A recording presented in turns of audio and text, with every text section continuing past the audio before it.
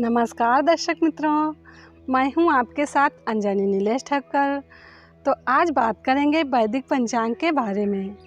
उससे पहले मैं आप सभी से आग्रह करना चाहूँगी कि यदि आप हमारे चैनल में पहली बार आए हैं, नए आए हैं, तो हमारे चैनल हमारी सनातन संस्कृत चैनल को सब्सक्राइब अवश्य कर लीजिए और बेल आइकन को प्रेस कर दीजिए ताकि आगे आने वाले वीडियो की जानकारी आपको मिलती रहे। और कमेंट करके ज़रूर बताइए कि आपको वीडियो कैसा लगा। तो अब देख लेते हैं वैदिक पंचांग, जिसमें होंगी महत्वपूर्ण जानकारी। वैदिक पंचांग दिनांक 18 अगस्त 2022, दिन गुरुवार, विक्रम संवत 2079, गुजरात 2078, शक संवत 1944, आयन दक्षिणायन, ऋतु वर्षा ऋतु, मास भाद्रपद, गुजरात एवं महाराष्ट्र के अनुसार श्रावण, पक्ष कृष्ण, तिथि सप्तमी रात्रि 9:20 तक, तत्पश्चात अष्टमी, नक्षत्र भरणी रात्रि 11:35 तक, तत्पश्चात कृतिका, एक वृद्धि रात्रि 8:42 तक, तत्पश्चात ध्रुव, राहु काल दोपहर 2:18 से शाम 3:55 तक, सूर्योदय 6:19, सूर्यास्त 19:05, दिशा शूल दक्षिण दिशा में, व्रत पर्व विवरण, शीतला सप्तमी जन्माष्टमी स्मार्त, विशेष सप्तमी को ताड़ का फल खाने से रोग बढ़ता है तथा शरीर का नाश होता है। ब्रह्मवेद पुराण ब्रह्मखंड। वैदिक पंचांग श्री कृष्ण जन्माष्टमी। ब्रह्मवेद पुराण के अनुसार भारतवर्ष में रहने वाला जो प्राणी श्री कृष्ण जन्माष्टमी का व्रत करता है वह 100 जन्मों के पापों से मुक्त हो जाता है, इसमें संशय नहीं है। वो दीर्घ काल तक वैकुंठ लोक में आनंद भोगता है। फिर उत्तम योनि में जन्म लेने पर उससे भगवान श्री कृष्ण के प्रति भक्ति उत्पन्न हो जाती है, यह निश्चित है। अग्नि पुराण के अनुसार इस तिथि को उपवास करने से मनुष्य 7 जन्मों के किए हुए पापों से मुक्त हो जाता है। अतएव भाद्रपद के कृष्ण पक्ष की अष्टमी को उपवास रखकर भगवान श्री कृष्ण का पूजन करना चाहिए। ये भोग और मोक्ष प्रदान करने वाला है। भविष्य पुराण के अनुसार कृष्ण जन्माष्टमी व्रत जो मनुष्य नहीं करता वह क्रूर राक्षस होता है। स्कंद पुराण के अनुसार जो व्यक्ति कृष्ण जन्माष्टमी व्रत नहीं करता वह जंगल में सर्प और व्याघ्र होता है। वैदिक पंचांग श्री कृष्ण जन्माष्टमी व्रत की कथा एवं विधि। 18 अगस्त 2022 गुरुवार को जन्माष्टमी स्मार्त, 19 अगस्त 2022 शुक्रवार को जन्माष्टमी भागवत। भविष्य पुराण उत्तर पर्व अध्याय 24। राजा युधिष्ठिर ने कहा, अच्युत आप विस्तार से अपने जन्मदिन जन्माष्टमी व्रत का विधान बतलाने की कृपा करें। भगवान श्री कृष्ण बोले, राजन, जब मथुरा में कंस मारा गया उस समय माता देवकी मुझे अपनी गोद में लेकर रोने लगी। पिता वसुदेव जी भी मुझे तथा बलदेव जी आलिंगन कर गदगद वाणी से कहने लगे, आज मेरा जन्म सफल हुआ जो मैं अपने दोनों पुत्रों को कुशल से देख रहा हूँ। सौभाग्य से आज हम सभी एकत्र मिल रहे हैं। हमारे माता पिता को अति हर्षित देखकर बहुत से लोग वहाँ एकत्रित हुए और मुझसे कहने लगे, भगवान, आपने बहुत बड़ा काम किया जो इस दुष्ट कंस को मारा।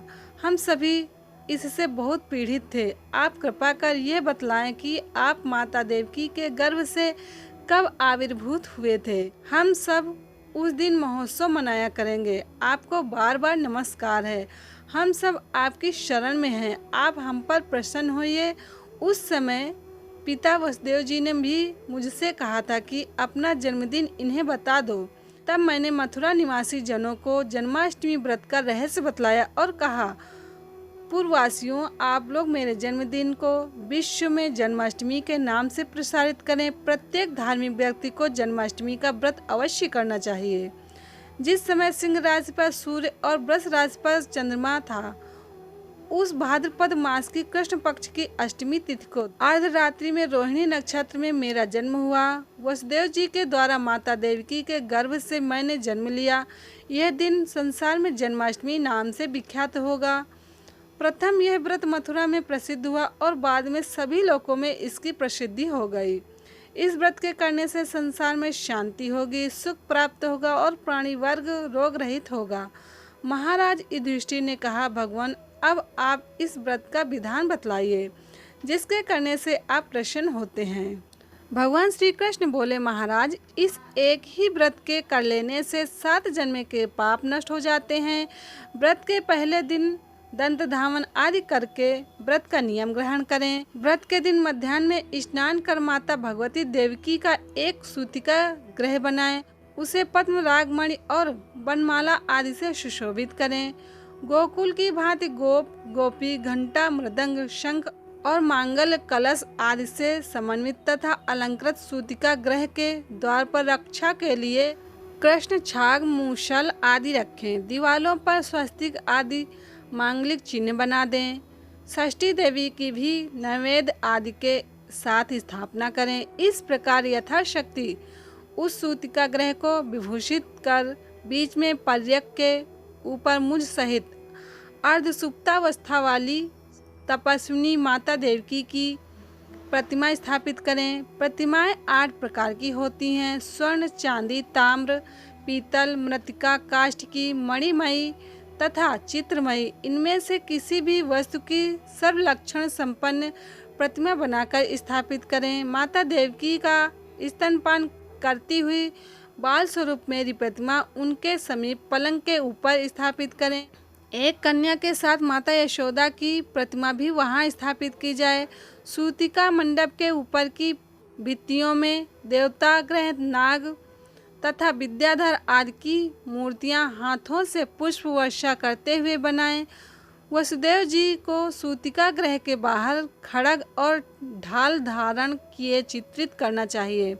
वसुदेव जी महर्षि कश्यप के अवतार हैं और देवकी माता अदिति की, बलदेव जी शेषनाग के अवतार हैं, नंद बाबा दक्ष प्रजापति के, यशोदा दिति की और गर्ग मुनि ब्रह्मा जी के अवतार हैं। कंस कालनेमिका अवतार है। कंस के पहरेदारों को सूतिका ग्रह के आसपास निद्रावस्था में चित्रित करना चाहिए। गौ, हाथी आदि तथा नाचती गाती हुई अप्सराओं और गंधर्वों की प्रतिमा भी बनाएं। एक और कालिया नाग को यमुना के हृदय में स्थापित करें। इस प्रकार अत्यंत रमणीय नवसूतिका ग्रह में देवी देवकी की स्थापना कर भक्ति से गंध पुष्प, अक्षत, धूप, नारियल, दाड़िम, ककड़ी, बीजपुर, सुपारी, नारंगी तथा पनस आदि जो फल उस देश में उस समय प्राप्त हों उन सब से पूजन कर माता देवकी की इस प्रकार प्रार्थना करें। जिनके चारों ओर किन्नर आदि अपने हाथों में वेणु तथा वीणा वाद्यों के द्वारा स्तुति गान कर रहे हैं और जो अभिषेक पात्र, आदर्श मंगलमय कलश तथा चमर हाथों में लिए श्रेष्ठ मुनिगणों द्वारा सेवित हैं तथा जो कृष्ण जननी भली भांति बिछे हुए पलंग पर विराजमान हैं, उन कमनीय स्वरूप वाली सुवदना देव माता अदिति स्वरूपा देवी देवकी की जय हो। उस समय ये ध्यान करें कि कमलासना लक्ष्मी देवकी के चरण दबा रही हों। उन देवी लक्ष्मी की नमो देव्य महादेव्य शिवाय सतनम नमः इस मंत्र से पूजा करें। इसके बाद ओम देवक्य नमः, ओम वासुदेवाय नमः, ओम बलभद्राय नमः, ओम श्री कृष्णाय नमः, ओम सुभद्राय नमः, ओम नंदाय नमः, ओम यशोदाय नमः इन नाम मंत्रों से सबका अलग अलग पूजन करें। शेष कल भविष्य पुराण उत्तर पर्व का 24वां अध्याय। वैदिक पंचांग संपादक अंजनी नीलेश ठक्कर। वैदिक पंचांग प्रकाशित स्थल सूरत शहर गुजरात। वैदिक पंचांग। तो अब यहीं पे मैं अपनी वाणी को विराम दूंगी। कल फिर मिलेंगे वैदिक पंचांग को लेकर जिसमें होंगी महत्वपूर्ण जानकारी। तब तक के लिए नमस्कार।